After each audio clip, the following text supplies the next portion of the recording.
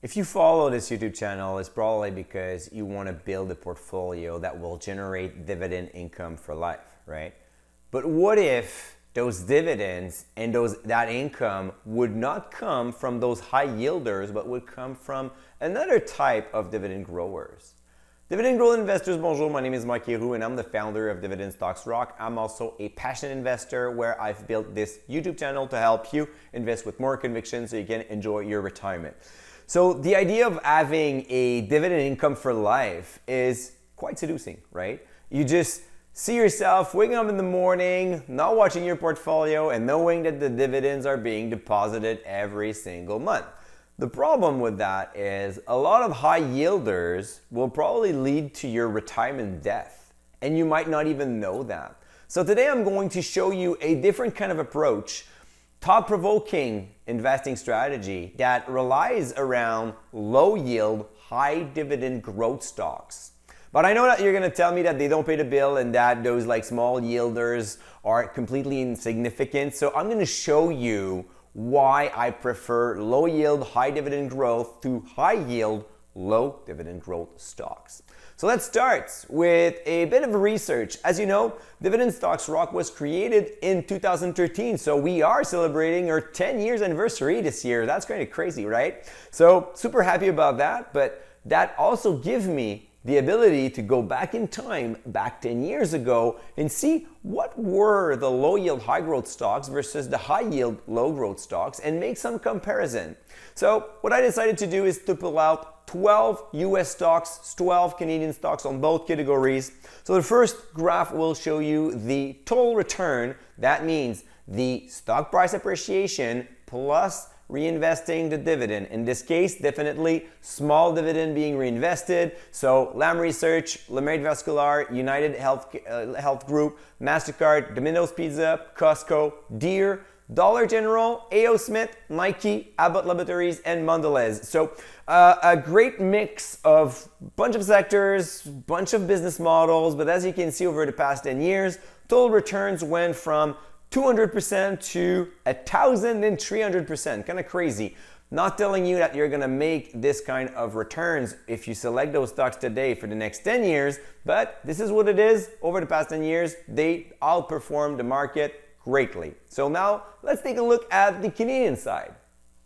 On the Canadian side, we have a similar trend. So this time we have TFI International, Texas, which is a small cap, Alimentation Couche-Tard, one of my favorite, Waste Connection, CCL Industry, Toromont Industries, Adentra, which used to be Hardwood, BRP, making Sea-Doos, Richelieu Hardware, Canadian National Railway, Metro, and Stella Jones. So again, a great mix of business model and different sectors, going from 200% total return up to 782, sorry. So long story short, those low yield, high dividend growers have greatly performed over that part. As you can see though, if you look at Texas in black on this graph, it goes up to like more than 1,000%, back to 700. So it could come with some volatility if you're selecting small capitalization stocks in that area. But for the others, they were pretty much stable. So now, let's imagine that 10 years ago, you were an income-seeking investor, that you didn't want to look at those low-yield, high-dividend growth because those dividends were stupid, right? There's not enough, they don't pay the bill, and I cannot live on Alimentation Couche-Tard 0.70% yield, right? So let's go back in time and look at the US high yielders.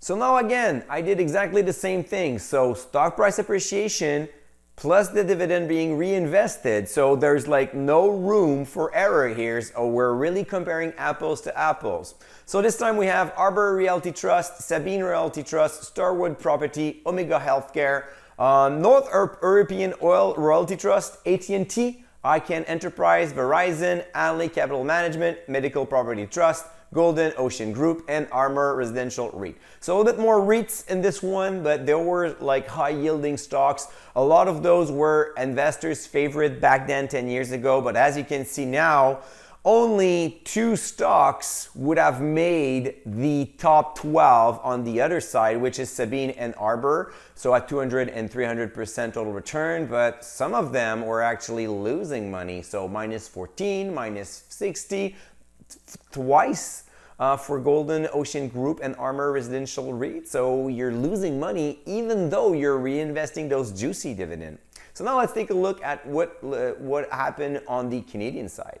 Canadian side, we have a similar story. I'm not going to tell you all the companies this time. You can look at the graph, but again, we go from -12 up to 142. So no companies would have been able to make up the top 12 for the low yield high growth. So the first conclusion that I can see right now is if I've built a portfolio of low yield high growth versus a high yield low growth, well, the total return would have been quite different, to say the least.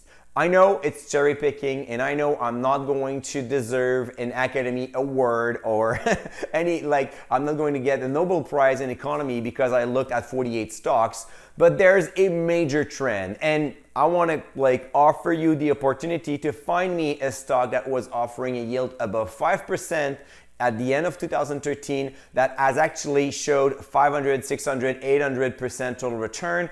And if you can find me 12 of them to replace the 12 that I've seen here, well, you know what? I'm gonna make another video just to apologize on that. So the total return is one thing, but what is even more shocking is I know that if you focus on high yielding stocks, it's for the income, right? So technically you invest your capital, you don't really mind about how it fluctuates, and you just want to get the income back, which totally makes sense. You retire, you invest, you get a dividend, and then you're good. As long as you stay invested, you get your dividend. I get this strategy.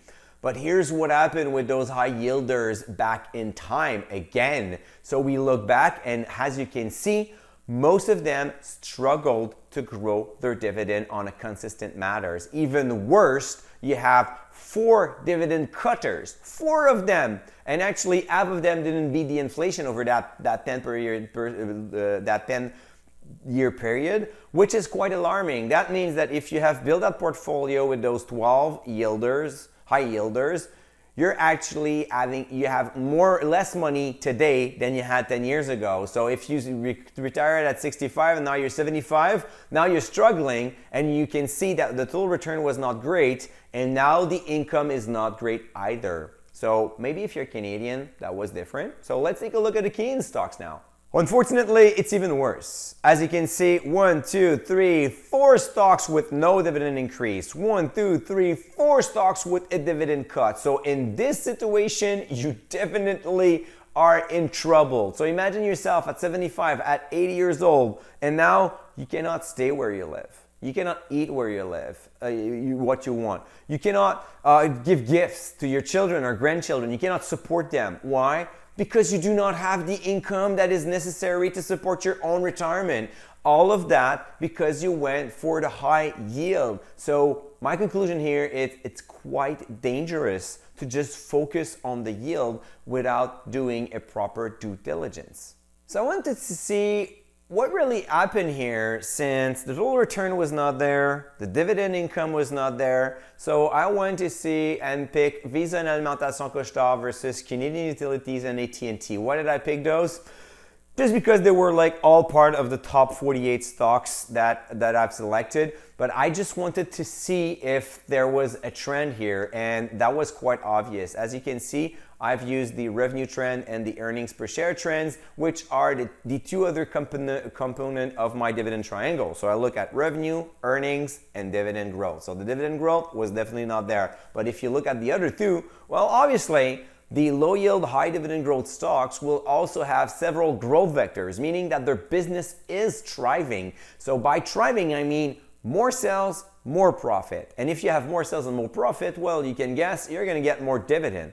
On the other side, you have not so much great sales, not so much growth profit. And here's what happened.